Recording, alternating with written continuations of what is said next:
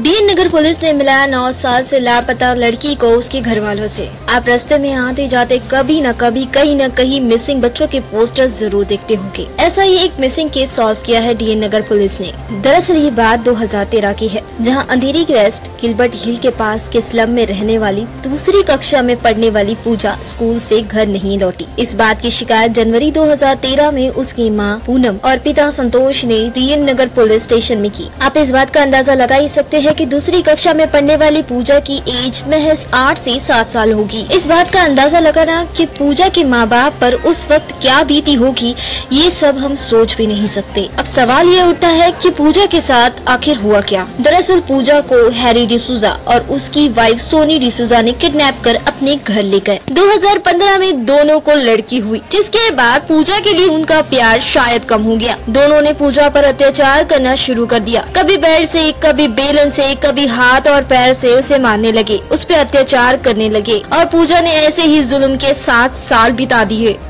फिलहाल पूजा लोगों के घरों में काम कर कर अपनी जिंदगी काट रही थी, लेकिन पूजा ने कभी हिम्मत नहीं हारी, अपने परिवार वालों से मिलने की उम्मीद नहीं छोड़ी। उसे ये आस थी कि वो कभी न कभी अपने परिवार वालों से जरूर मिलेगी। और पूजा ने हिम्मत कर एक दिन जिस घर में वो काम कर रही थी, उसी घर में रहने वाले शख्स देवेंद्र को अपनी पूरी कहानी बताई। पूजा ने ये भी बताया कि जिस पेरेंट्स के साथ वो रह रही है, दरअसल वो उसके ओरिजिनल पेरेंट्स नहीं है। उसने बताया कि कैसे वो पेरेंट्स उसके ऊपर जुल्म कर रहे हैं, उस पर अत्याचार कर रहे हैं। देवेंद्र ने पूजा की मदद करने की ठानी, इसीलिए वो कई जरिए से पूजा के बारे में पता करने की कोशिश करने लगे और उन्हें इंटरनेट पर 2013 में पूजा के मिसिंग होने के बारे में पता चला। उस मिसिंग डिटेल्स में उन्हें उस वक्त के assistant sub inspector Rajendra Bhosle का पता चला, जो कि डीएन नगर पुलिस स्टेशन के मिसिंग डिपार्टमेंट के इंचार्ज थे और फिलहाल रिटायर है। पूजा के लापता होने के वक्त assistant sub inspector Rajendra Bhosle ने एरिया में पोस्टर लगाए थे, जो ऑनलाइन सर्च करने पर मिला, जिसमें दिए गए कुछ नंबर से एक नंबर पर कांटेक्ट हुआ। जिसके बाद डीएन नगर पुलिस ने पूजा के घर वालों को बुलाया और पूजा को 9 साल बाद उसके घर वालों से मिलाया। पूजा की उम्मीद और उसका हार न मानना उसके लिए काम आया और आखिरकार वो अपने घर वालों से मिल पाई। अफसोस की बात ये रही कि इस साल अप्रैल में ही पूजा के पिताजी गुजर गए। पूजा अपने घर वालों से मिलना चाहती थी और मुंबई पुलिस के एफर्ट से 9 साल के बाद एक माँ को उसकी बेटी दोबारा मिली और पूजा भी उस कैद से